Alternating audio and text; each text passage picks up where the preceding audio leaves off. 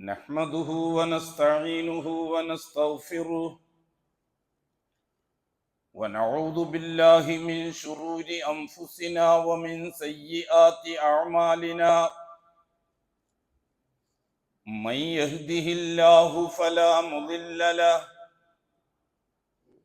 ومن يضلل فلا هادي له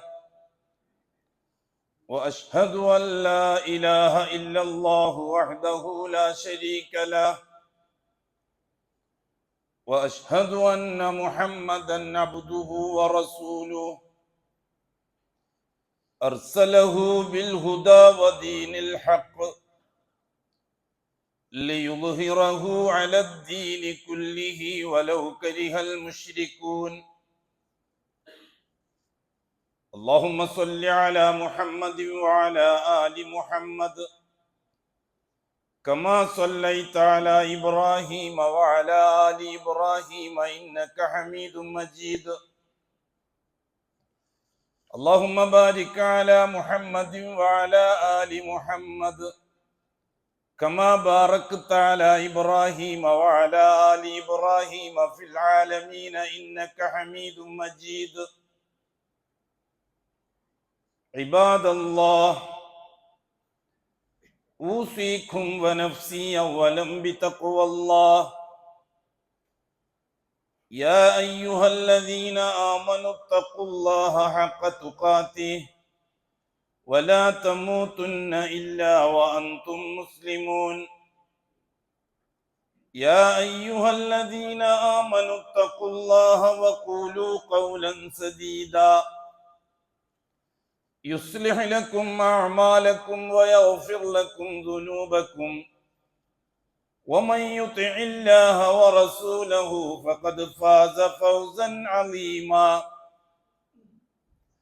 يا أيها الناس اتقوا ربكم الذي خلقكم من نفس واحدة وخلق منها زوجها وبث منهما رجالا كثيرا ونساء واتقوا الله الذي تساءلون به والأرحام إن الله كان عليكم رقيبا أما بعد فإن أصدق الحديث كتاب الله وخير الهدي هدي محمد صلى الله عليه وسلم وشر الأمور محدثاتها وكل محدثة بدعة وكل بدعة ضلالة وكل ضلالة في النار അല്ലാഹുവിന്റെ സത്യവിശ്വാസികളായ അടിമകളെ, തഖ്വയുള്ളവരായി ജീവിക്കുകയും അതുവഴി ദുനിയാവിലും ആഖിറത്തിലും അല്ലാഹു പൊരുത്തപ്പെടുന്ന ജീവിതം സമ്പാദിക്കുകയും ചെയ്യണമെന്ന് ആദ്യമായി എന്നോടും തുടർന്ന് നിങ്ങൾ ഓരോരുത്തരോടും വസിയ്യത്ത് ചെയ്യും. അല്ലാഹു സുബ്ഹാനഹു വ തആല മുഅ്മിനീങ്ങൾക്ക് നൽകിയ സമ്മാനം ഹിദായത്താണ്. ആ ഹിദായത്ത് നിലനിർത്തി കൊണ്ടുപോകാനുള്ള ഏർപ്പാടാണ് അഅ്മാലുകൾ. അൽ ഈമാനു വൽ അഅ്മാൽ.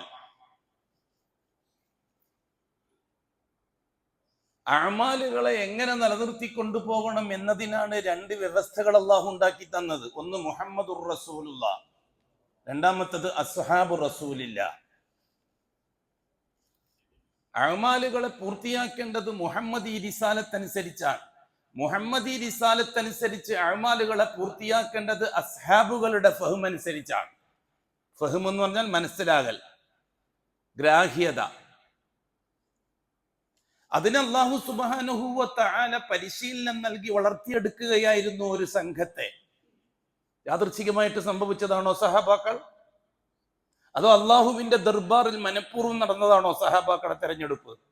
പ്രവാചകന്മാരുടെ റിസാലത്തിന്റെയും നുബുവത്തിന്റെയും തെരഞ്ഞെടുപ്പ് പോലെ അള്ളാഹുവിന്റെ ദർബാറിൽ നിന്നുള്ള ഒരു ഏർപ്പാടാണ് സ്വഹാബത്തിൽ അസ്ഹാബ് റസൂലില്ലാഹിയുടെ സംവിധാനം.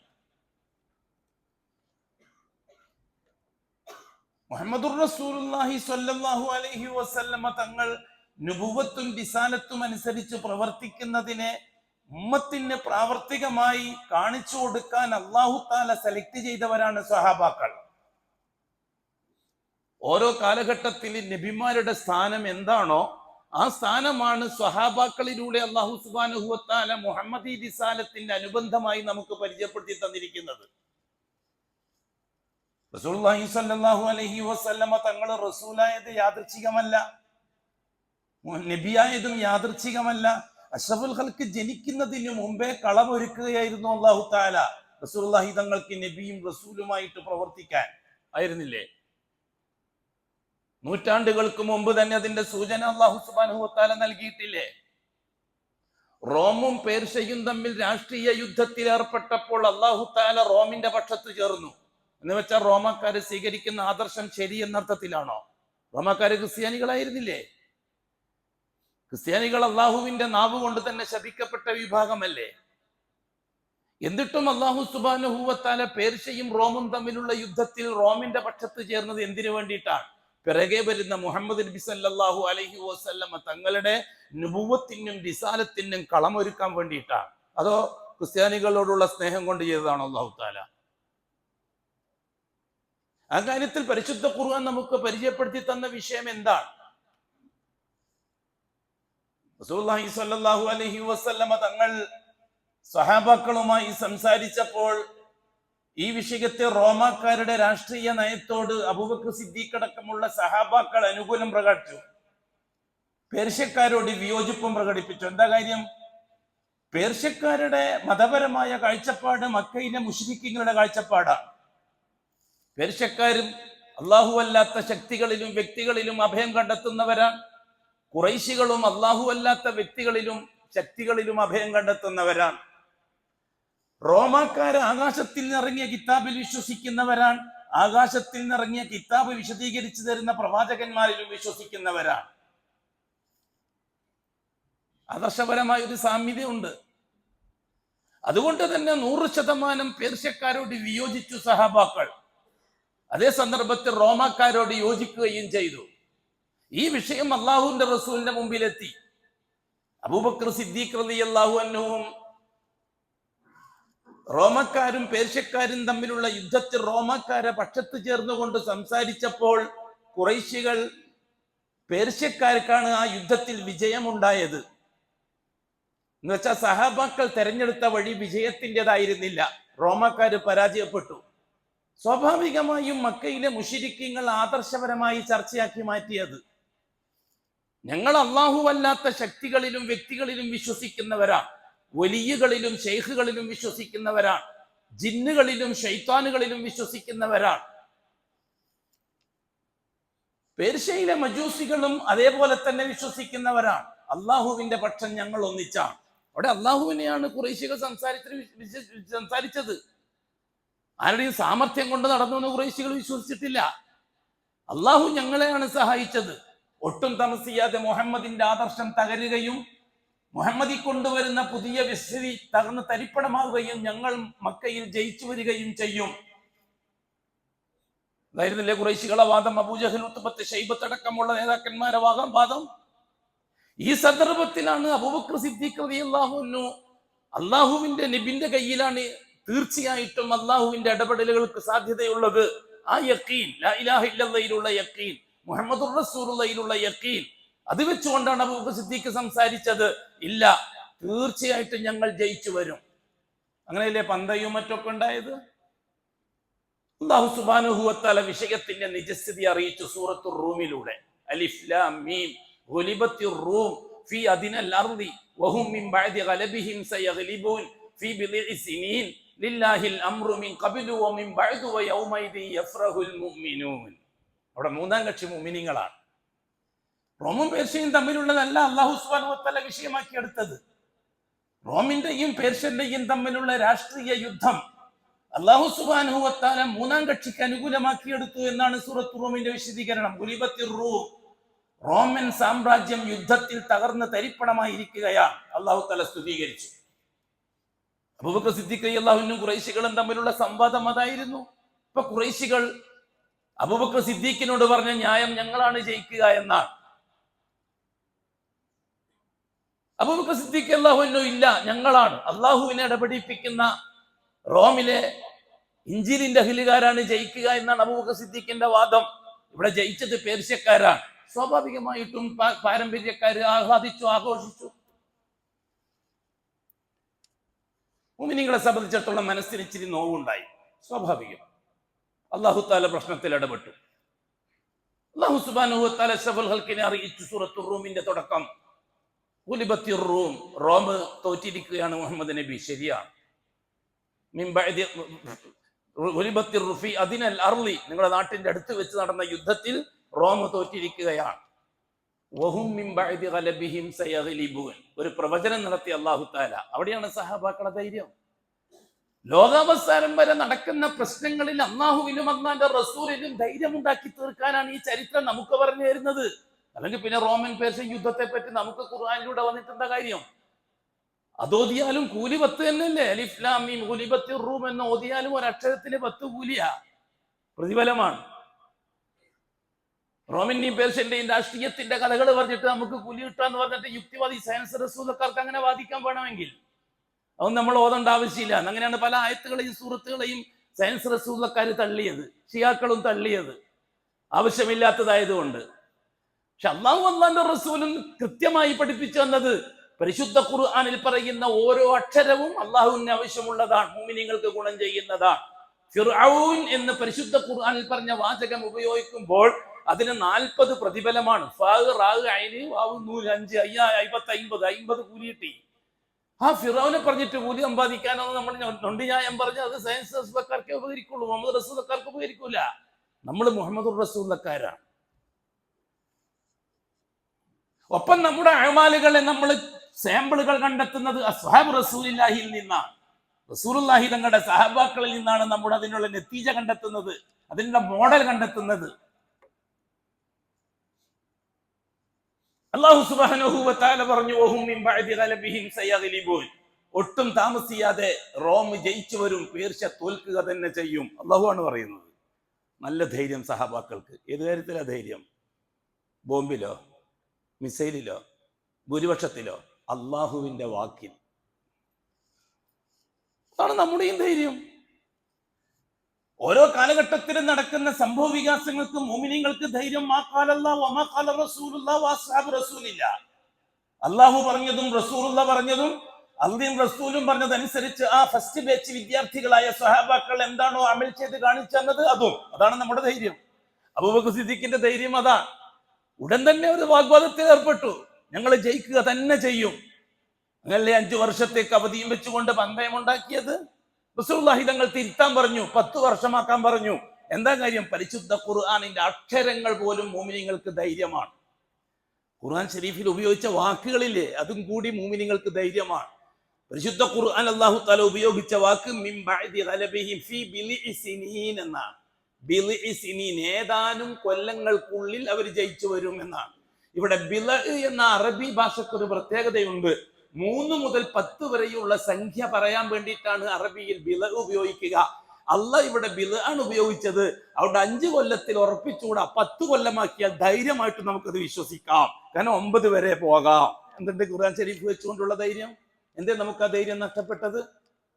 എന്തേ കാസിമിയാക്കളും ബാക്കവിയാക്കളും അസരിയാക്കളും അതേപോലെ തന്നെ സൈദിയാക്കളെല്ലാം ഖുർആനാടെ വെക്ക്, ഇപ്പം നടക്കേണ്ട പ്രശ്നം പറ എന്ന് പറയാൻ മാത്രം ജൂതനേക്കാൾ അതപ്പതിച്ചത് എന്തുകൊണ്ടാണ്? പരിശുദ്ധ ഖുർആനിൽ യഖീനില്ലാത്തത് കൊണ്ടാണ്. ശരിയാണ്, അത് തന്നെയാണ് ജൂതൻ വിജയിച്ചത്. ഖുർആനിലും ഹദീസിലും യഖീനില്ലാത്ത ഒരു കൂട്ടം മുസ്ലിമീങ്ങളെ ഉണ്ടാക്കിയെടുക്കുക, എന്നിട്ട് അസ്ബാബി താക്കത്ത് കൊണ്ട് വിജയം കൈകാര്യം ചെയ്യാം, കാര്യങ്ങൾ കൈകാര്യം ചെയ്യാമെന്ന് അന്ധമായി വിശ്വസിക്കുന്ന ഇസ്ലാമിന്റെ കളത്തിൽ നിന്ന് പുറത്തേക്ക് പോകുന്ന ഒരു സമൂഹത്തെ മുസ്ലിമീങ്ങൾക്കുണ്ട് ഇടയിൽ ഉണ്ടാക്കിയെടുത്താൽ പിന്നെ ജൂതന് പണി കുറഞ്ഞു കിട്ടി. ഇതന്നല്ലേ ഇപ്പം കുറഞ്ഞു കിട്ടിയത്? ജൂതൻ പരിശ്രമിക്കുകയും മുമ്പത്തിൽ ഒരു പുതിയ ജൂതനെ ഉണ്ടാക്കിയെടുക്കുകയും ചെയ്തപ്പോൾ ജൂതന്റെ പണി കുറഞ്ഞു കിട്ടിയില്ലേ? അതുകൊണ്ട് തന്നെ ഇസ്രായേലി ജൂതൻ അവർക്ക് ദീനുൽ ഇസ്ലാമിനെ കലർപ്പുണ്ടാക്കി തീർക്കേണ്ട ജോലി ഇപ്പൊ ഇല്ല, അത് പണ്ട്. സഹബാക്കളെയും റസൂലുള്ളാഹി തങ്ങളെയും തെറ്റിദ്ധരിപ്പിച്ചിട്ട് മുസ്ലിമീങ്ങളെ ഷഹാദത്ത് ബാത്തിലാക്കേണ്ട ജോലി ഇപ്പൊ അവർക്കില്ല. അവർക്കിപ്പം രാഷ്ട്രീയമായിട്ട് മുസ്ലിമീങ്ങളെ തകരാറിലാക്കുക എന്നുള്ള ജോലിയാണ് ഇപ്പം. അത് കൃത്യമായിട്ട് അവർ നടത്തിക്കൊണ്ടു പോകുന്നുണ്ട്. മറുഭാഗത്ത് ആദർശപരമായി മുസ്ലിമീങ്ങളെ നശിപ്പിക്കുക എന്നുള്ള ജോലി ആ മറ്റേ ജൂതനും ഇറാനിയൻ ജൂതനും നടത്തിക്കൊണ്ടു പോകുന്നുണ്ട്. അങ്ങനെ പാരമ്പര്യ ജൂതനും ആധുനിക ജൂതനും കൂടി ഇസ്ലാമിനെ കൊന്നുകൊണ്ടിരിക്കുകയാണ്. അതിൽ നിന്ന് നമുക്ക് വിജയം നേടണം അഹ്ലുസ് സുന്നത്തി വൽ ജമാഅത്തിൽ. അതാണ് നാം പറഞ്ഞു തരുന്നത്. അതിനുള്ള വഴിയാണ് നാം പറഞ്ഞു തരുന്നത്. റസൂലുള്ളാഹി സ്വല്ലല്ലാഹു അലൈഹി വസല്ലമ തങ്ങൾക്കും സഹാബാക്കൾക്കും ബദറിൽ വെച്ച് നടക്കാൻ പോകുന്ന വിജയത്തിന്റെ സൂചനയായിരുന്നില്ലേ അത്? അതിൽ നാം മൂന്നാം കക്ഷി എന്ന് പറഞ്ഞത് വഹും മിൻ ബഅദി ഗലബിഹിം സയഗ്ലിബൂൻ ഫീ ബിൽഇ സിനീൻ ലില്ലാഹിൽ അംറു മിൻ ഖബിലു വ മിൻ ബഅദ്. അന്നും ഇന്നും തീരുമാനമെടുക്കേണ്ടത് അല്ലാഹുവാണ് അല്ലേ? എന്താണ് നമ്മൾ വിശ്വസിക്കേണ്ടത്? ലോകത്ത് എന്ത് നടന്നാലും തീരുമാനമെടുക്കേണ്ടത് അല്ലാഹുവാണെന്ന് അംഗീകരിച്ചു കൊടുക്കാൻ നാം ബാധ്യസ്ഥരല്ലേ? അല്ലെങ്കിൽ നമ്മളെ ലാ ഇലാഹ ഇല്ലല്ലാഹ് എന്താ അർത്ഥമാണ് കൂട്ടരെ? മുഹമ്മദുർ റസൂലുള്ളാഹിക്ക് എന്താ അർത്ഥമാണ്? അസ്ഹാബ് റസൂലിലേക്ക് എന്താ അർത്ഥമാണ്? അതെ, മുഹമ്മദുർ റസൂലുള്ളാഹിയും അസ്ഹാബ് റസൂലുള്ളാഹിയും കളത്തിന് പുറത്തു വരികയും പരിശുദ്ധ ഖുർആനിന് ശൈഖന്മാരുടെ വ്യാഖ്യാനം അനുസരിച്ച് വ്യാഖ്യാനം പറയുകയും ചെയ്തപ്പോഴാണ് മഹാഭൂരിപക്ഷം അഹ്ലുസ് സുന്നത്തി വൽ ജമാഅത്തിൽ നിന്ന് പുറത്തേക്ക് പോയത്, ജൂതന്റെ ശക്തികളായി രൂപപ്പെട്ടതും. അബ്രഹത്തിന്റെ കൊട്ടാരത്തെ, അബ്രഹത്തിന്റെ പട്ടാളത്തെ കഅബ ഷരീഫിന് വേണ്ടി അല്ലാഹു തആല സംരക്ഷിച്ചു. ആരെയായിരുന്നു അല്ലാഹു തആല സഹായിച്ചത്? ഖുറൈശികളെ. എന്തിനു വേണ്ടിയായിരുന്നു ഖുറൈശികളെ സഹായിച്ചത്? ഖുറൈശികളുടെ ചിന്താഗതികൾ സത്യമായതുകൊണ്ടാണോ? ഖുറൈശി വിഭാഗത്തിന്റെ ആദർശം ശരിയായതുകൊണ്ടാണോ? അബ്രഹത്തിന്റെ റോമിന്റെ നേതൃത്വത്തിൽ വന്ന അബ്രഹത്തിന്റെ പട്ടാളത്തെ മുസ്ദലിഫയിൽ വെച്ച് അല്ലെങ്കിൽ വാദി മുഹസ്സറിൽ വെച്ച് നശിപ്പിച്ചു കളഞ്ഞില്ലേ അല്ലാഹു തആല? ഇവിടെ നാം എന്താണ് പറയേണ്ടത്? ആദർശപരമായ യോജിപ്പ് അല്ലാഹു ഖുറൈശികളോടാണ് എന്ന് ഏതെങ്കിലും ഒരു മൊല്ല വ്യാഖ്യാനിച്ചാൽ, ആദർശപരമായി യോജിപ്പ് അല്ലാഹു തആലക്ക് ഖുറൈശികളോടാണ്, ഖുറൈശികൾ വെച്ച് പുലർത്തുന്ന വിശ്വാസ പ്രമാണങ്ങളോടാണ്. അതുകൊണ്ടാണ് അല്ലാഹു തആല റോമിന്റെ നേതൃത്വത്തിലുള്ള ആനപ്പട്ടാളത്തെ നശിപ്പിച്ചത് എന്ന് വ്യാഖ്യാനിച്ചാൽ ഇല്ല. അല്ലാഹു തആല തുടർന്ന് പറയുന്നുണ്ട്, ലി ഈലാഫി ഖുറൈശ് ഈലാഫിഹിം റിഹ്ലത ശിതാഇ വസ്സൈഫ്. എന്തിനു വേണ്ടിയായിരുന്നു അന്ന് ആനപ്പട്ടാളത്തെ അല്ലാഹു നശിപ്പിച്ചത്? ഒട്ടും താമസിയാതെ മുഹമ്മദ് മുസ്തഫ പ്രവാചകനായിട്ട് വരാനുണ്ട്. മുഹമ്മദ് മുസ്തഫ പ്രവാചകനായിട്ട് വരുമ്പോൾ ഖുറൈശി സമൂഹത്തിന്റെ ഇടയിൽ ഐക്യമുണ്ടാകണം, മറ്റ് രാജ്യങ്ങൾ ശത്രുവാകാൻ പാടില്ല. ആ രീതിയിൽ മൈതാനം ക്ലിയറാക്കുകയായിരുന്നില്ലേ അല്ലാഹു തആല? അതല്ലേ ഈ പറഞ്ഞത്? എന്തിനു വേണ്ടിയായിരുന്നു അബാബിൽ പക്ഷികളെ നിയോഗിച്ച ആനപ്പട്ടാളത്തെ അല്ലാഹു തആല കൈകാര്യം ചെയ്തത്? ലീലാഫി ഖുറൈശ് ഈലാഫിഹിം റിഹ്ലത ശിതാഇ വസ്സൈഫ്. ഖുറൈശികൾ പണ്ടേ യമനിലേക്കും പേർഷ്യയിലേക്കും കച്ചവടത്തിന് പോയിട്ട് ഉപജീവനം നയിക്കുന്നവരാണ്. അവർക്ക് പ്രത്യേക ജോലി വേറെ ഇല്ല. മദീനക്കാര് കൃഷിക്കാരാണ്, മക്കക്കാര് കച്ചവടക്കാരാണ്. നൂറ്റാണ്ടുകളോളമായി മക്കക്കാര് കച്ചവടവുമായിട്ട് യമനിലേക്കും പേർഷ്യയിലേക്കും പോകും. അതിൽ നിന്ന് കിട്ടുന്ന ലാഭമാണ് കൊല്ലത്തോട് കൊല്ലം ജീവിക്കാനുള്ളവർക്കുള്ള വഴി. അല്ലാഹു സുബ്ഹാനഹു വ തആല പറഞ്ഞു, ഇവിടെ എങ്ങാനും അബ്രഹത്തിന്റെ പട്ടാളവും അബ്ദുൽ മുത്തലിബിന്റെ ഖുറൈശി പടയും തമ്മിൽ ഏറ്റുമുട്ടുകയും അങ്ങനെ റോമും പേർഷ്യയും യമനും ഖുറൈശികൾക്ക് ശത്രുക്കളായി വരികയും ചെയ്താൽ അതോടുകൂടി ഖുറൈശി സമൂഹം പട്ടിണി കിടന്ന് ചാകേണ്ടി വരുമെന്ന് അല്ലാഹു പറഞ്ഞത്. ലീലാഫി ഖുറൈശ്, ഖുറൈശികളെ മെരിക്കാൻ വേണ്ടിയിട്ടായിരുന്നു അത്. എന്ത് മെരിക്കാൻ? റിഹ്ലത ശിതാഇ വസ്സൈഫ്. ഉഷ്ണകാലത്തും തണുപ്പ് കാലത്തും അവർ നടത്തുന്ന കച്ചവട സംഘത്തിന്റെ രീതി ശരിയാക്കി തീർക്കാൻ വേണ്ടിയിട്ടായിരുന്നു അത്.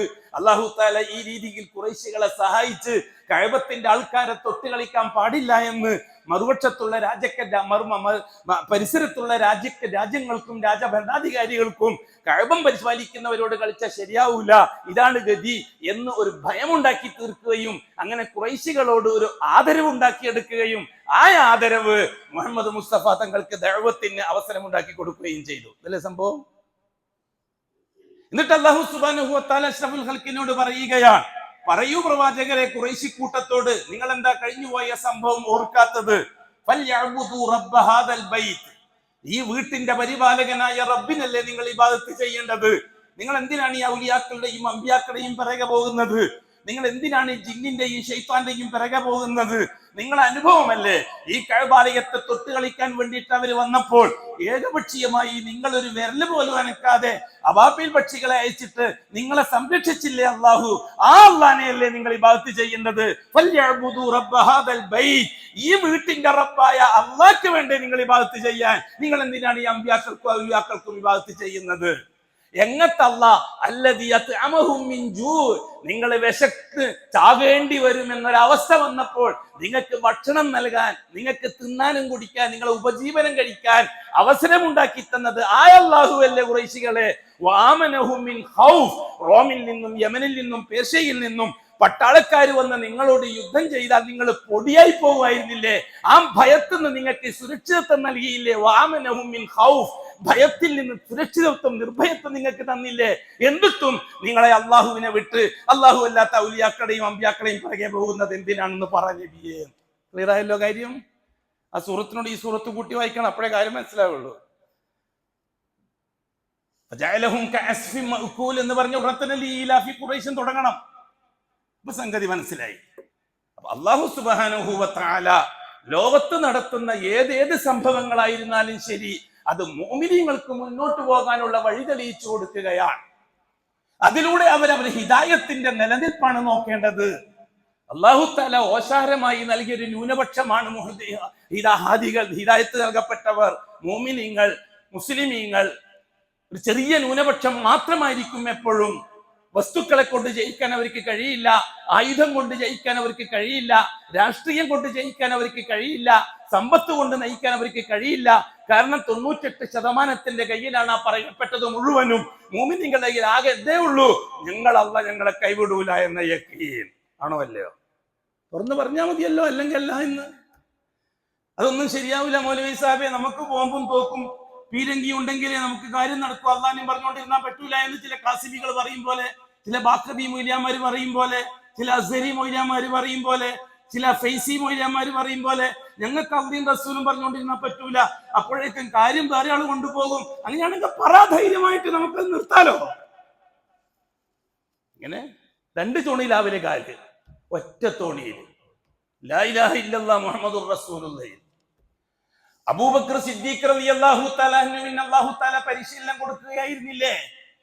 അഷ്റഫുൽ ഖൽഖിന്റെ സ്വഹാബാക്കളെ കൂട്ടത്തിൽ ഒന്നാമൻ എന്ന നിലക്ക് ആയിരുന്നില്ലേ? യാദൃച്ഛികമാണോ? മുഹമ്മദ് മുസ്തഫ തങ്ങൾക്ക് റിസാലത്തും നുബുവത്തും അനുസരിച്ച് പ്രവർത്തിക്കാൻ നൽകിയ സൗകര്യം യാദൃച്ഛികമല്ലാത്തതുപോലെ സ്വഹാബാക്കളുടെ സെലക്ഷനും യാദൃച്ഛികമല്ല, അല്ലാഹുവിന്റെ മനഃപൂർവ്വമുള്ള ഏർപ്പാടല്ലേ?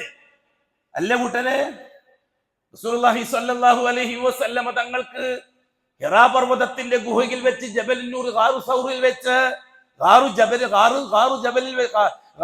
ഹിറായിൽ വെച്ച് ഹിറാ പർവ്വതത്തിന്റെ ഗുഹയിൽ വെച്ച് അല്ലാഹുവിൽ നിന്ന് വെളിപ്പാട് വന്നു. ഇഖ്റഉ ബിസ്മി റബ്ബിക്കല്ലദീ ഖലഖ്.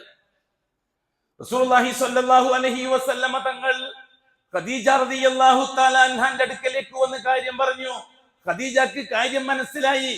ഖദീജ ഉടൻ തന്നെ തന്റെ ബാപ്പാന്റെ അനുജന്റെ മോനായ വറഖത്തിന്റെ അടുക്കലേക്ക് പോയി. വറഖത്ത് അന്ന് മുസ്ലിമാണ്. ഇബ്രാഹിം റസൂൽ അനുസരിച്ച് ജീവിക്കുന്ന, ഈസാ റസൂൽ അനുസരിച്ച് ജീവിക്കുന്ന പാരമ്പര്യ മുസ്ലിമാണ്. മുഹമ്മദ് നബിക്ക് നുബുവത്തും റിസാലത്തും കിട്ടിയില്ല. കിട്ടിയാൽ തീർച്ചയായിട്ടും വരുന്ന ആള് വറഖത്ത് തന്നെയായിരിക്കും. റസൂലുള്ളാഹി സ്വല്ലല്ലാഹു അലൈഹി വസല്ലം തങ്ങൾ വറഖത്തിന്റെ അടുത്തേക്ക് പോയത് മുസ്ലിമായി, മോമിനായി, ദീനനുസരിച്ച് ജീവിക്കുന്ന ഒരു വ്യക്തി എന്ന നിലക്കാണ് ഖദീജ വറഖത്തിന്റെ അടുക്കലേക്ക് കൂട്ടിക്കൊണ്ടുപോയത്. ആ സമയത്ത് വറഖത്ത് പറഞ്ഞു, മുഹമ്മദ് പേടിക്കണ്ട, തീർച്ചയായിട്ടും മൂസാക്കും ഈസാക്കും എന്ന നാമൂസ് തന്നെയാണ് മുഹമ്മദ് അടുക്കൽ വന്നിരിക്കുന്നത്. മുഹമ്മദ് ഒരു പ്രവാചകനായിട്ട് വരാൻ പോകുകയാണ്. ഓ മുഹമ്മദ്, പ്രവാചകനായി ജീവിക്കുന്ന സമയത്ത് ഈ രാജ്യക്കാർ നിന്നെ തച്ചോടിക്കും ഇവിടുന്ന്. അന്ന് ഞാൻ ഉണ്ടെങ്കിൽ തീർച്ചയായിട്ടും മുഹമ്മദിന് സകല പിന്തുണയും ഞാൻ നൽകുന്നതാണ്. അപ്പൊ അഷ്റഫുൽഖൽക്ക് ചോദിച്ചു വറഖയോട്, അവ മുഖ്രിജിയ, അവരെന്നെ നാട്ടിൽ നിന്ന് പുറത്താക്കുകയോ? എന്നെയോ? 100% ആൾക്കാർക്കും ഞാൻ വിശ്വസ്തനല്ലേ, ഞാൻ സത്യസന്ധനല്ലേ, ഞാൻ മാന്യനല്ലേ? അവരെല്ലാം എന്നെ ആദരിക്കും ബഹുമാനിക്കുകയും ചെയ്യല്ലേ? ഉത്തുബത്തും ഷൈബത്തും വലീദും ഒക്കെ എന്നെ കാണുമ്പോൾ എഴുന്നേറ്റിരിക്കുകയല്ലേ? എന്താ നിങ്ങൾ പറയുന്നത്? അതെ, മുഹമ്മദ് ഇതിനു മുമ്പ് വന്നവർക്കൊക്കെ അങ്ങനെ തന്നെയാണ്. അവരനുഭവിച്ചതെല്ലാം നീയും അനുഭവിക്കേണ്ടി വരുമെന്ന്. അസമയത്ത് തന്നെ ബഹുമാനപ്പെട്ട ഖദീജ റളിയല്ലാഹു തആല അൻഹ ഇസ്ലാമിലേക്ക് വന്നില്ലേ? അല്ലാഹുക്ക് ഷഹാദത്ത് കൊടുത്തില്ലേ? തുടർന്ന് വിഷയം നാട്ടിൽ പരന്നു. അബൂബക്കർ സിദ്ദീഖ് കച്ചവടത്തിന് പോയിരിക്കുകയാണ്. വഴിയിൽ വെച്ച് ആരോ പറഞ്ഞു, നിന്റെ കൂട്ടുകാരൻ ആകാശത്തിൽ നിന്ന് വല്ല വെളിപ്പാടെങ്ങാനും വരുന്നുണ്ടെന്നാ കേട്ടത്, എന്താ സംഭവം? ഉടൻ തന്നെ അഷ്റഫുൽ ഖൽഖിനെ സമീപിച്ചു. അബൂബക്കർ സിദ്ദീഖോട് കാര്യം പറഞ്ഞു. ആ സമയത്ത് തന്നെ അബൂബക്കർ സിദ്ദീഖ് പറഞ്ഞു, എങ്കിൽ അശ്ഹദു അല്ലാ ഇലാഹ ഇല്ലല്ലാഹ് വഅശ്ഹദു അന്ന മുഹമ്മദൻ റസൂലുള്ളാഹ്. അതുമുതൽ അങ്ങോട്ട് അല്ലാഹു സുബ്ഹാനഹു വ തആല പരിശീലനം നൽകുകയായിരുന്നില്ലേ അബൂബക്കർ സിദ്ദീഖിന്? സഹബാക്കളുടെ കൂട്ടത്തിൽ ഏറ്റവും നന്നായിട്ട് പരിശീലനം കിട്ടിയത് അബൂബക്കർ സിദ്ദീഖിനല്ലേ? ആ അബൂബക്കർ സിദ്ദീഖിനെ പറ്റി അല്ലാഹു തആല പറഞ്ഞതല്ലേ, ഇത് അഖ്റജക്കല്ലദീന കഫറു ഇദ്ഹുമാ ഫിൽ സാനിയ ഇസ്നൈനി ഇദ്ഹുമാ ഫിൽ ഗാർ. ആരെ പറ്റി പറഞ്ഞത്? ആരെ പറ്റി പറഞ്ഞതാണ്? ഗുഹയിൽ രണ്ടുപേരും ഉള്ളപ്പോൾ രണ്ടിലൊരാളായിട്ടുണ്ടായിരുന്നത് അബൂബക്കർ ആയിരുന്നില്ലേ? എന്നിട്ട് അബൂബക്കറിനോട് കൂട്ടുകാരനോട് പറഞ്ഞത് ഇത് ഖാല ലി സാഹിബിഹി ഇത് ഖൂലി സാഹിബിഹി, കൂട്ടുകാരനോട് പറഞ്ഞത് എന്താണ്? ലാ തഹ്സൻ ഇന്നല്ലാഹ മഅനാ. അബൂബക്കർ ടെൻഷൻ അടിക്കരുത്, അള്ളാഹു ആണ് നമ്മൾ ഇങ്ങോട്ട് അയച്ചത്. അള്ളാന്റെ കൽപ്പന അനുസരിച്ചാണ് നമ്മൾ പുറപ്പെട്ടത്. ഒരു ബുദ്ധിമുട്ടും ഉണ്ടാവില്ല, നന്നായിട്ട് ധൈര്യമായിട്ടിരിക്കും. പരിശീലനം കൊടുക്കായിരുന്നില്ല അബൂബക്കർ സിദ്ദീഖിന് അല്ലാഹു സുബ്ഹാനഹു വ തആല? ആദ്യത്തെ ട്രെയിനിങ് ആയിരുന്നില്ലേ അത്?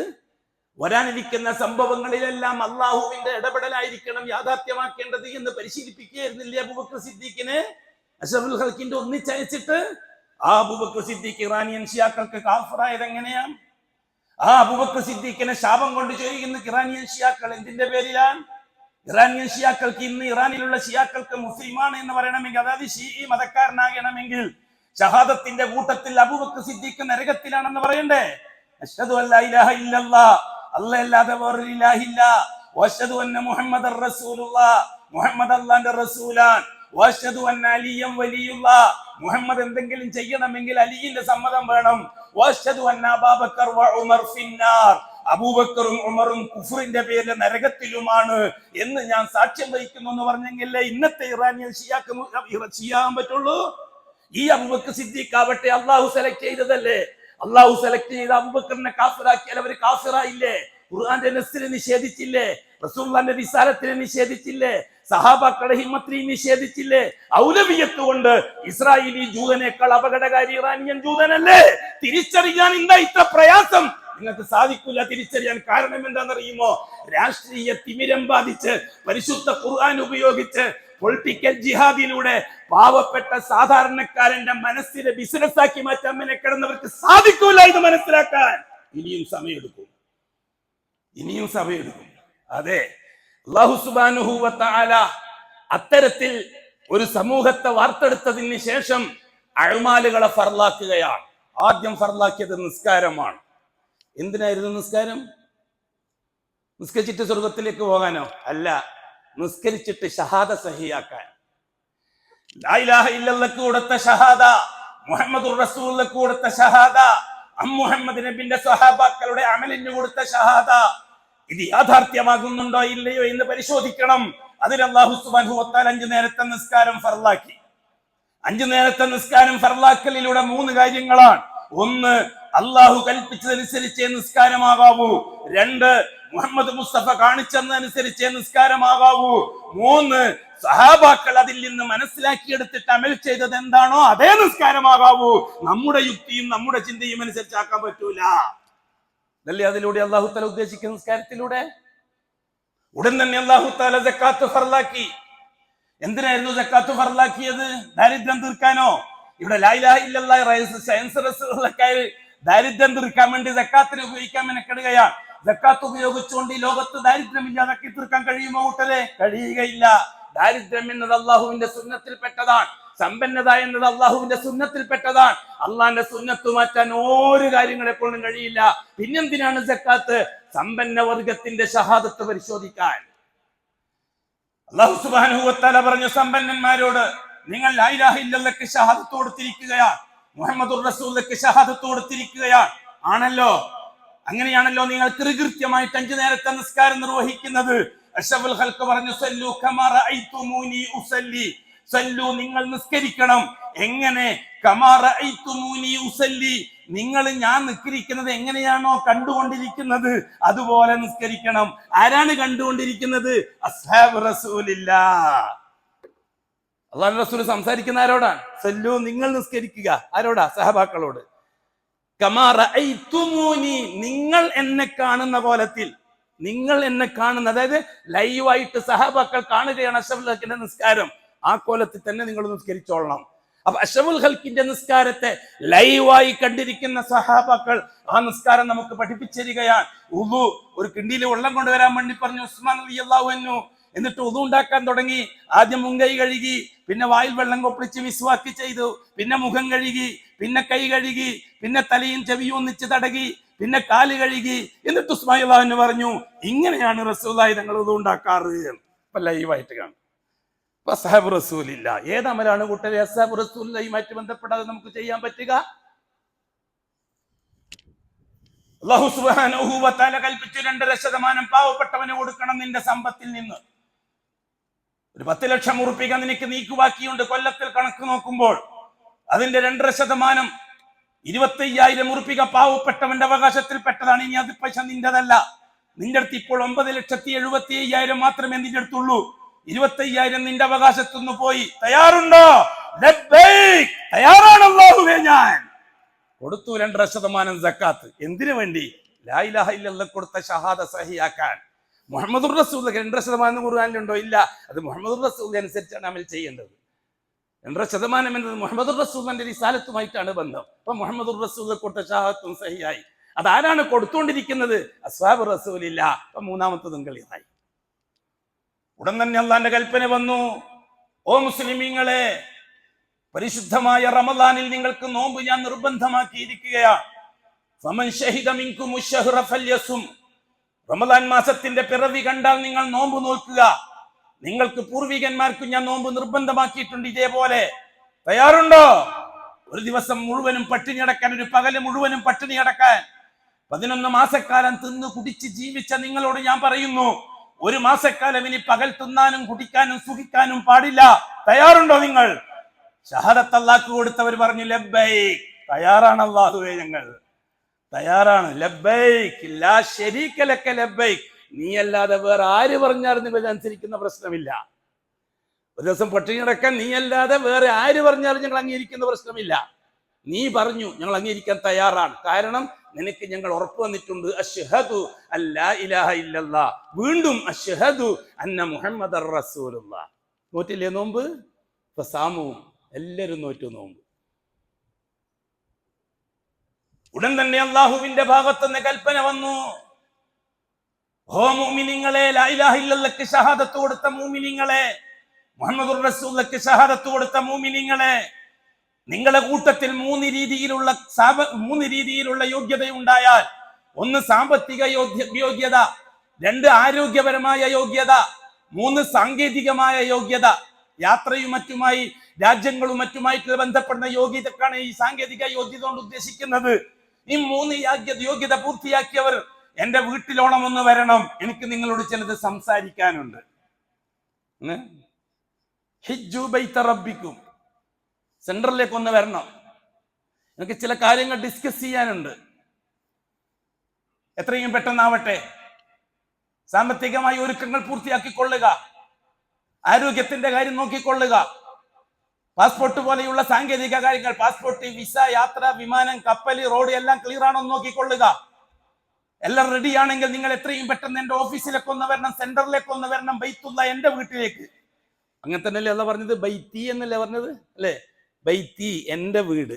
അള്ളാഹുവിലേക്ക് നിസ്ബത്ത് ചെയ്തുകൊണ്ട് ഒരു കാര്യം പറഞ്ഞാൽ അത് അള്ളാഹ്ക്ക് ഏറ്റവും ഇഷ്ടപ്പെട്ടതായിരിക്കും എന്ന് മനസ്സിലാക്കിക്കൊള്ളണം.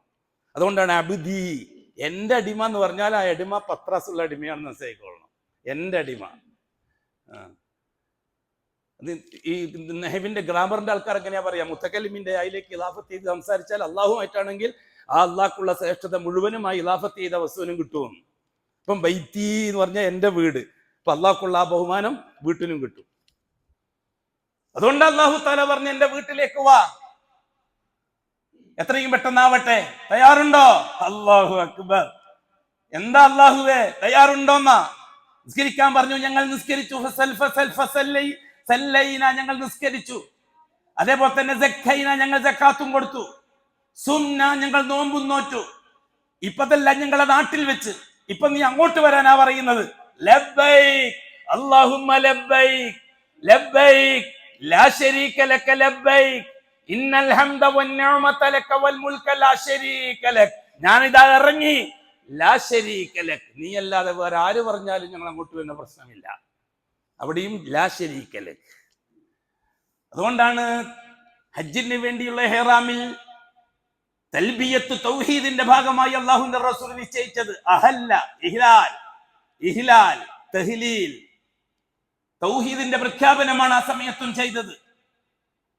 അല്ലാഹു സുബ്ഹാനഹു വ തആല ഈ രീതിയിൽ അവന്റെ അടിമകളെ കുടുംബത്തിന്റെ പ്രതിനിധിയായി, വില്ലേജിന്റെ പ്രതിനിധിയായി, പഞ്ചായത്തിന്റെ പ്രതിനിധിയായി, ജില്ലയുടെ താലൂക്കിന്റെ പ്രതിനിധികളായി, ജില്ലയുടെ പ്രതിനിധികളായി, സ്റ്റേറ്റിന്റെ പ്രതിനിധികളായി, ദേശത്തിന്റെ പ്രതിനിധികളായി, അന്തർദേശീയ പ്രതിനിധികളായി ഏതാണ്ട് ലക്ഷക്കണക്കിന് വരുന്നവർ അപരിശുദ്ധ ഭവനത്തിന് ചുറ്റും ഒരുമിച്ച് കൂടാൻ ഒരുങ്ങി പുറപ്പെട്ടിരിക്കുകയാണ്.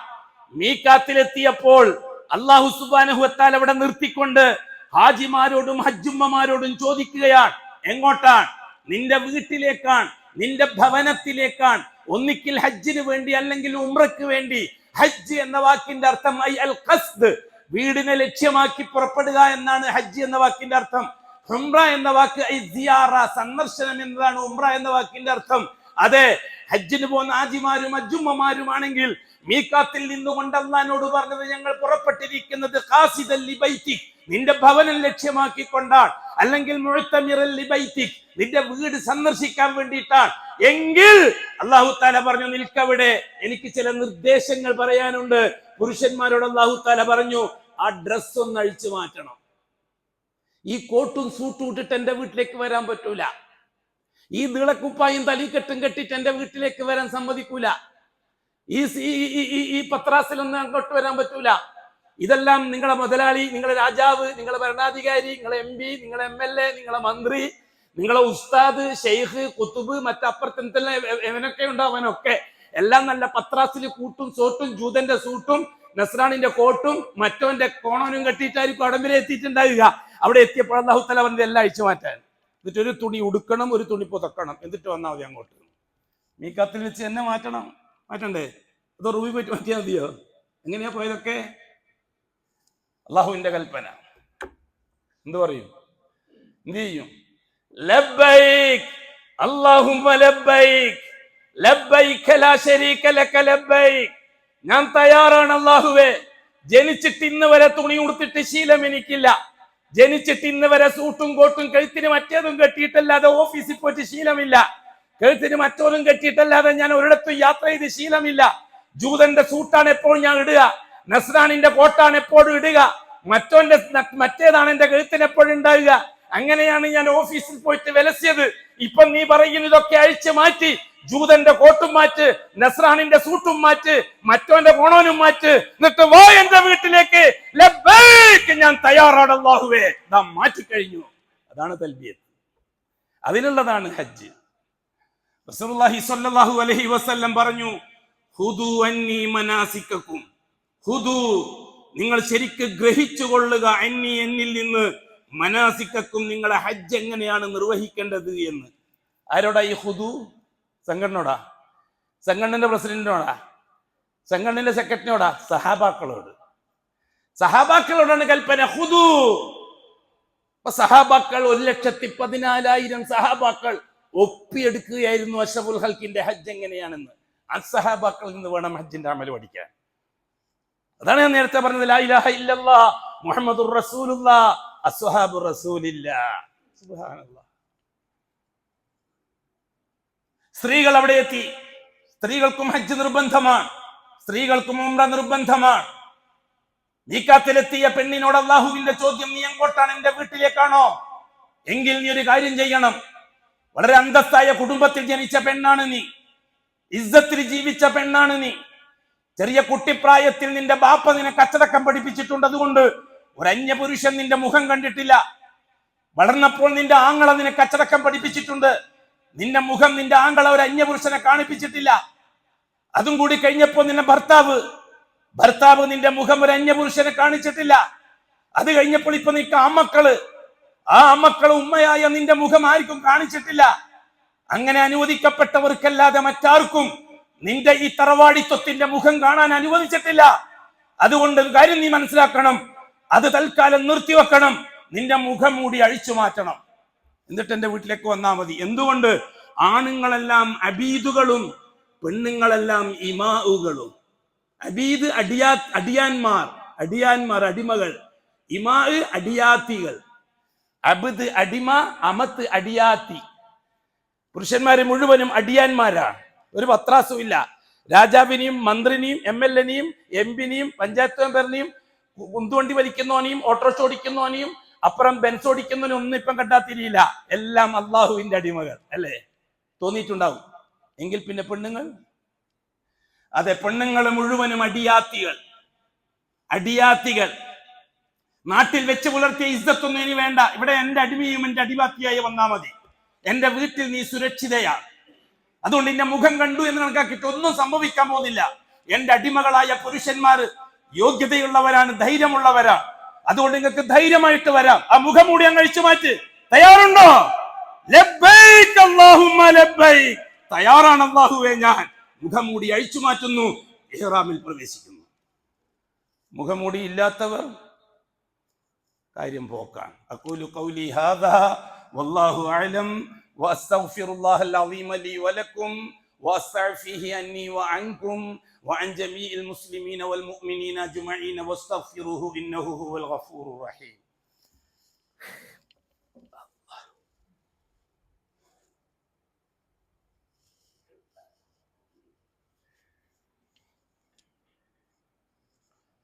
അൽഹംദുലില്ലാഹി റബ്ബിൽ ആലമീൻ വസ്സലാത്തു വസ്സലാമു അലാ അഷ്റഫിൽ മഖ്ലൂഖീൻ മുഹമ്മദിൻ വആലിഹി വസഹ്ബിഹി അജ്മഈൻ.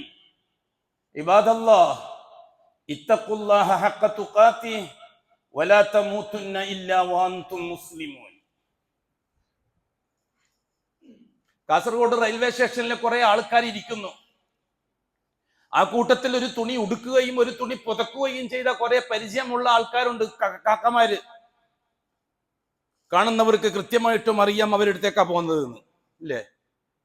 ഇത് കണ്ടുകൊണ്ടിരിക്കുന്നവർക്ക് കൃത്യമായിട്ട് അറിയാം അവരെടുത്തേക്കാ പോകുന്നതാണ്. ആരും പറയാതെ തന്നെ അവർക്കറിയാം അവർ മക്കത്തേക്ക് പോവുകയാണ്. കാരണം മക്കത്തേക്ക് പോകാനുള്ള വസ്ത്രമാണ് ഈ ധരിച്ചിരിക്കുന്നത്. കാസർഗോഡ് റെയിൽവേ സ്റ്റേഷനിൽ ഇരിക്കുകയാണ്. ആരും ചോദിക്കാതെ പറയാതെ അറിയാം, പോയിട്ട് അസ്സലാമു അലൈക്കും, മക്കത്തേക്കാണല്ലേ പറയില്ലേ? ഏത് പൊട്ടനും പോയി ചോദിക്കും, മക്കത്തേക്കാണല്ലേ? കാരണം ഈ ഡ്രസ്സ് കണ്ടപ്പോൾ. കുറെ സ്ത്രീ സമൂഹം കാസർഗോഡ് റെയിൽവേ സ്റ്റേഷനിൽ ഇരിക്കുകയാണ്. പർദ്ദയൊക്കെ ഉണ്ട്. അവര് മുഴുവനും മക്കത്തേക്കാണ്. കാരണം എന്താണ്? എല്ലാരും മുഖം തുറന്നിട്ടാണുള്ളത്. എല്ലാരും മുഖം തുറന്നിട്ടാണുള്ളത്. കാണുന്നവർക്കറിയാം അവർ മക്കത്തേക്ക് പോവുകയാണ്. കാരണം മക്കത്തേക്ക് അല്ലെങ്കിൽ അവർ മുഖം മൂടി ധരിക്കാതെ ഒരു ഇസ്സത്തുള്ള മുസ്ലിം പെണ്ണും ഈ കോലത്തിൽ റെയിൽവേ സ്റ്റേഷനിൽ ഇരിക്കൂല. വീട്ടിൽ നിന്ന് വെളിയിൽ ഇറങ്ങണമെങ്കിൽ അവർ മുഖം മറച്ചിരിക്കണം. കാരണം അള്ളാന്റെ കൽപ്പനയാണ്, ലാ തുബ്ദീന സീനതഹുന്ന ഇല്ലാ ലിബുഉലതിഹിന്ന ഔ ആബാഇഹിന്ന ഔ ആബാഇ ബുഉലതിഹിന്ന ഔ അബ്നാഇഹിന്ന ഔ അബ്നാഇ ബുഉലതിഹിന്ന ഔ ഇഖ്വാനിഹിന്ന ഔ ബനി അഖവാതിഹിന്ന ഔ ബനി ഇഖ്വാനിഹിന്ന ഔ ബനി അഖവാതിഹിന്ന. കൃത്യമാണ് അള്ളാഹ്. ഇപ്പൊ കുറച്ച് ആൾക്കാർ അള്ളാഹ്ന്റെ ദീൻ പഠിപ്പിച്ചു കൊടുക്കുകയാണ്. അള്ളാഹ് ചോദിക്കുന്നുണ്ട് പണ്ടേ, നിങ്ങൾ സംഘടന യോഗം കൂടിയിട്ട് എനിക്ക് നിങ്ങളെ ദീൻ പഠിപ്പിക്കാൻ തീരുമാനിച്ചിരിക്കുകയാണോ? അള്ളാഹ് ചോദിക്കുന്നു ഖുർആൻ ഷരീഫിൽ. അത്തുഅല്ലിമൂനല്ലാഹ, നിങ്ങൾ അള്ളാഹിനെ പഠിപ്പിക്കുകയാണോ? ബിദീനിക്കും, നിങ്ങളെ ദീനിനെ, അതോ അള്ളാഹിന്റെ ദീനിനെ നിങ്ങൾ പഠിക്കുകയാണോ? ഖുർആൻ ചോദിക്കുക. എന്താ അല്ലാഹു സുബ്ഹാനഹു വ തആല പറഞ്ഞത്? മുസ്ലിമായ മൂമിനായ അന്തസ്സുള്ള ഇസ്സത്തുള്ള തറവാട്ടുകാരിയായ പെണ്ണിനോട് ലാ തുബ്ദീന സീനതഹുന്ന, അവർ അവരുടെ സൗന്ദര്യം വെളിവാക്കാതിരിക്കട്ടെ. കാസർഗോഡുകാർക്ക് സൗന്ദര്യം എവിടെയാണ്? കല്യാണത്തിന് പെൺകെട്ട് പറഞ്ഞിട്ട് കല്യാണം ഉറപ്പിച്ചു കഴിഞ്ഞാൽ പെണ്ണ് കാണാൻ പോകൂലേ? പെണ്ണ് കാണാൻ പോയാ പെണ്ണ് കാണൂ. പെണ്ണിന്റെ എന്തെന്നാ കാണുക? പെണ്ണിന്റെ സൗന്ദര്യമുള്ള പെണ്ണാണോന്ന് അറിയാൻ പെണ്ണിന്റെ എന്താ നോക്കുക? കാസർഗോഡുകാർക്ക് പ്രത്യേകമായിട്ട് എടി നോക്കാനില്ലല്ലോ, മുഖത്തന്നെ ആയിരിക്കൂലേ? അതെ, ഒരു മനുഷ്യന്റെ സൗന്ദര്യം കാണാനുള്ള ഏക അവയവം മുഖമാണ്. അതിൽ സംശയമുണ്ടെങ്കിൽ അവർക്ക് മിക്കവാറും സംതിങ് റോങ്, ഊളംപാർക്കോ കുതിരവട്ടത്തോ വെക്കേണ്ടി വരും. വേറെ എവിടെയെങ്കിലും ആണ് സൗന്ദര്യം എന്ന് പറഞ്ഞിട്ട് വാദിക്കാൻ നിൽക്കുന്നുണ്ടെങ്കിൽ ഒരു പെണ്ണിന്റെ സൗന്ദര്യം മുഖമാണ്. അവർക്കാണ് സംശയം അക്കാര്യത്തിൽ. ഇവിടുത്തെ ഭൗതികവാദികൾക്ക് ഒരു അക്കാര്യത്തിൽ സംശയമില്ല. മുഖമാണ് സൗന്ദര്യം. എങ്കിൽ അല്ലാഹു തആല പറഞ്ഞു, നിന്റെ മുഖം നീ പുറത്ത് കാണിക്കരുത്. ലാ തുബ്ദീന സീനതഹുന്ന ഇല്ലാ ലിബുഉലതിഹിന്ന, ഭർത്താവിന്റെ മുമ്പിൽ നിങ്ങൾ മുഖം മറക്കണമെന്നില്ല. ഔ ആബാഇഹിന്ന, ബാപ്പാന്റെ മുമ്പിലും മുഖം മറക്കണമെന്നില്ല. ഔ അബിനാഇഹിന്ന, ആമക്കളെ മുമ്പിലും മുഖം മറക്കണമെന്നില്ല. ഔ ആബാഇ ബുഊലത്തിഹിന്ന, ഭർത്താക്കന്മാരുടെ ബാപ്പ അവരെ മുമ്പിലും മുഖം മറക്കണമെന്നില്ല. ഔ ഇഖ്വാനിഹിന്ന, ആങ്ങളാറെ മുമ്പിലും മുഖം മറക്കണമെന്നില്ല. ഔ ബനി അഖവാത്തിഹിന്ന, ഏട്ടത്തിന്റെ അനിയത്തിന്റെ ആമക്കള് അവരെ മുമ്പിലും മുഖം മറക്കണമെന്നില്ല. ഔ ബനി ഇഖ്വാനിഹിന്ന, ആങ്ങളാരുടെ ആമക്കള്. എന്തിനാണ് അല്ലാഹു തആല ഇത്രയും വിശദമായിട്ട് പറഞ്ഞു തന്നിരിക്കുന്നത്? മുസ്ലിം പെണ്ണ് പൊതുവല്ല എന്ന് കാണിക്കാൻ വേണ്ടിയിട്ടല്ലേ? എപ്പോഴാണ് കൂട്ടരെ നിങ്ങളെയൊക്കെ ഭാര്യമാരും പെങ്ങന്മാരും ആരാൻ്റെതായത്? ബാക്കി എന്നെ കൊണ്ട് ചോദിക്കാതിരിക്കുക നല്ലത്. നിങ്ങളെ സംഘടന വഞ്ചിച്ചിരിക്കുകയാണ്, നിങ്ങളെ നേതൃത്വം നിങ്ങളെ ചതിച്ചിരിക്കുകയാണ്. പരിശുദ്ധ ഖുർആനിന്റെ ആയാത്തുകളെ ഭൗതികന് വേണ്ടി ഒളിപ്പിച്ചു വെച്ചിരിക്കുകയാണ്. അത് തിരുത്തണമെന്നാണ് നാം പറയുന്നത്. അതിനുള്ളതാണ് ഹജ്ജ്. തിരുത്തിയേ പറ്റി എന്നാണ് നാം പറയുന്നത്. ഇവിടെ അല്ലാഹു സുബ്ഹാനഹു വ തആല ഒരു പെണ്ണിന്റെ സൗന്ദര്യം പ്രകടിപ്പിക്കുന്നത് ഇന്നിന്ന ആൾക്കാരെ മുമ്പിലേ ആവാവൂ എന്ന് പറഞ്ഞത് അള്ളാഹ്ക്ക് തിരിയാതെ പോയത് കൊണ്ടാണോ? ബഹുമാനപ്പെട്ട അഷ്റഫുൽ ഖൽഖിന് മനസ്സിലാകാതെ പോയത് കൊണ്ടാണോ? ബഹുമാനപ്പെട്ട സ്വഹാബാക്കൾക്ക് മനസ്സിലാകാതെ പോയത് കൊണ്ടാണോ? ഉഹദ് യുദ്ധക്കളം, ബഹുമാനപ്പെട്ട സ്വഹാബാക്കൾ ഷഹീദുകളായി. അക്കൂട്ടത്തിൽ ഹംസത്തുൽ കർറാർ ഷഹീദായി കിടക്കുകയാണ്. വിവരം ഹംസത്തുൽ കർറാറിന്റെ പെങ്ങൾ സഫിയ അറിഞ്ഞു. സഫിയ അവ്വാമിന്റെ ഭാര്യയാണ്. ഖദീജത്തുൽ കുബ്രാന്റെ ആങ്ങള അവ്വാമിന്റെ ഭാര്യയാണ്. സഫിയ വീട്ടിൽ നിന്ന് 2 തുണിക്കഷ്ണവും എടുത്തിട്ട് പുറപ്പെട്ടു. അല്ലാഹു ബഹുമാനപ്പെട്ട അഷ്റഫുൽ ഖൽഖ് ഒരു സഹാബിയെ ഗേറ്റിന് മുമ്പിൽ നിർത്തിയിരിക്കുകയാണ്. പെണ്ണുങ്ങളോട് ആരോടും ഇങ്ങോട്ട് കടന്നു വരരുത് എന്ന് പറയണം. കാരണം ഇത് കണ്ട് സഹിക്കാൻ പെണ്ണുങ്ങൾക്ക് കൽബ് കുറവാണ്. അവർ പൊട്ടിപ്പോകും.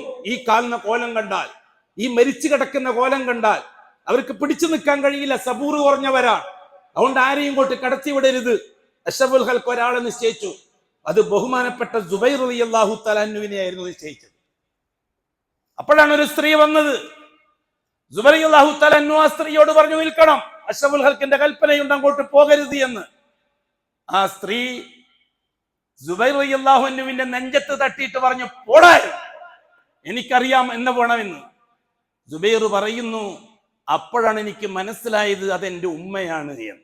അതെ, സുബൈർ ബിൻ അവ്വാമിന്റെ ഉമ്മ, അവ്വാമിന്റെ ഭാര്യ സഫിയ റളിയല്ലാഹു തആല അൻഹയായിരുന്നു. അത് സുബൈർ റളിയല്ലാഹു അൻഹുവിന് ഉമ്മാനെ മനസ്സിലായില്ല. കാരണം സഫിയ മുഖം മറച്ചിട്ടുണ്ടായിരുന്നു. അതുകൊണ്ട് എന്താ അംഗീകരിക്കാൻ തയ്യാറാണെന്ന മനസ്സ് വിഷമമുണ്ടോ? ഉണ്ടാവും. സയൻസ് റസൂലക്കാർക്ക് താങ്ങാൻ കഴിയില്ല, എന്തെങ്കിലും വ്യാഖ്യാനം കാണും. ഹവാ റസൂലക്കാർക്കും സഹിക്കാൻ കഴിയില്ല, എന്തെങ്കിലും ഒരു വ്യം കാണും. മുഹമ്മദുർ റസൂലക്കാർ സഹിച്ചേ പറ്റൂ. അത് അള്ളാഹുവിന്റെ രീതിയാണ്. പരിശുദ്ധ ഖുർആനിൽ ഹിജാബിന്റെ ആയത്തിറങ്ങുന്നതിന് മുമ്പും സഹാബി സ്ത്രീകൾ മുഖം മറക്കാറുണ്ടായിരുന്നു എന്നത് സഹാബാക്കളിൽ നിന്ന് കൃത്യമായി വന്ന വിവരമാണ്. അത് കഴിഞ്ഞിട്ടാണ് ഹിജാബിന്റെ ആയത്തിറങ്ങലിലൂടെ നിർബന്ധമായ കൽപ്പന വന്നത്. ഇത് അംഗീകരിക്കാൻ ഈ ഉമ്മത്തിന് കഴിയുന്നില്ലെങ്കിൽ ഭൗതികനെ തൃപ്തിപ്പെടുത്താൻ, ആധുനികനെ തൃപ്തിപ്പെടുത്താൻ, സയൻസിനെ തൃപ്തിപ്പെടുത്താൻ, ബഹുസ്വരതയെ തൃപ്തിപ്പെടുത്താൻ, മതസൗഹാർദ്ദത്തെ തൃപ്തിപ്പെടുത്താൻ, മതേതരത്വം തൃപ്തിപ്പെടുത്താൻ അള്ളാന്റെ റസൂലിനെയും സഹാബാക്കളെയും വധിക്കലാണ് പരിപാടിയെങ്കിൽ ഈ ഉമ്മത്ത് അനുഭവിച്ചേ പറ്റൂ. ഇനിയും അനുഭവിക്കാൻ ഇരിക്കുന്നേ ഉള്ളൂ. കാരണം ദർബാർ കോപാകുലരായിരിക്കുകയാണ്. ഉമ്മത്തിന്റെ കാര്യത്തിൽ, മുസ്ലിം ഉമ്മത്തിന്റെ കാര്യത്തിൽ ദർബാർ കോപാകുലനായിരിക്കുകയാണ്. എത്രയും പെട്ടെന്ന് ആ കോപത്തെ ശമിപ്പിച്ചേ പറ്റൂ ഈ ഉമ്മത്ത്. എന്താണ് അതിന്റെ വഴി? ഷഹാദത്തിലേക്ക് മടങ്ങുക. എങ്ങനെ? ഇൻഷാ അല്ലാഹ് വരും നാളുകൾ നമുക്ക് ചർച്ച ചെയ്യാം. അലാ وإن الله سبحانه وتعالى أمرنا وأمركم بالصلاة على نبيه أمرا فقال مخبرا وآمرا إن الله وملائكته يصلون على النبي يا أيها الذين آمنوا صلوا عليه وسلموا تسليما وقال عليه الصلاة والسلام من صلى علي واحدة صلى الله بها عليه أشرا اللهم صل وسلم على رسولك سيدنا محمد وعلى آله وصحابه وأتباعه ومن تبعهم بإحسان إلى يوم الدين اللهم ارض عن أشرف خلفائه الراشدين المهديين أبي بكر وعمر وعثمان وعلي رضي الله عن كل واحدهم أجمعين وارض عنا معهم برحمتك يا أرحم الراحمين اللهم اغفر للمؤمنين والمؤمنات والمسلمين والمسلمات الأحياء منهم والأموات اللهم إنك مجيب الدعوات وقاضي الحاجات طيب ثرانا وثراهم واجعل الجنة مأوانا ومأواهم. اللهم ارحمنا وارحم والدينا، اللهم ارحمهما كما ربياني صغيرا، رب ارحمهما كما ربياني صغيرا. اللهم ارحمنا وارحم موتانا وموتى المسلمين، اللهم اغفر لهم وارحمهم واعف عنهم وعافهم يا رب العالمين. اللهم عافنا وعاف مبتلانا ومبتلى المسلمين عافية لا سقم معها. اللهم اشفنا واشف مرضانا ومرضى المسلمين شفاء لا يغادر سقما. اللهم اصلحنا واصلح ائمتنا وامتنا وولاتنا وولاة امورنا. اللهم اجعل امورنا بايدي خيارنا حتى يقودنا الى الخير من هو خير منا. اللهم انصر جيوش المسلمين وفك اسر المأسورين وقض الدين عن المدينين. اللهم اكتب الستر والسلامة علينا وعلى والدينا واولادنا وازواجنا وعلى جميع الحجاج والعمار والغزاة والمسافرين والمجاهدين في سبيلك صابرين والدين في برك وبحرك وجوك اجمعين يا رب العالمين. اللهم اعزنا واعز الاسلام والمسلمين، اللهم اعزنا واعز الاسلام والمسلمين. اللهم انصرنا وانصر الاسلام والمسلمين. اللهم الف بين قلوب المسلمين الموحدين، اللهم اصلح ذات بينهم يا رب العالمين. اللهم مزق المملكة المشركين الكافرين الحربيين الظالمين اليهود والنصارى والشيعيين بعزتك وقدرتك يا رب العالمين. وصلى الله على خير خلقه محمد وآله وصحبه أجمعين والحمد لله رب العالمين.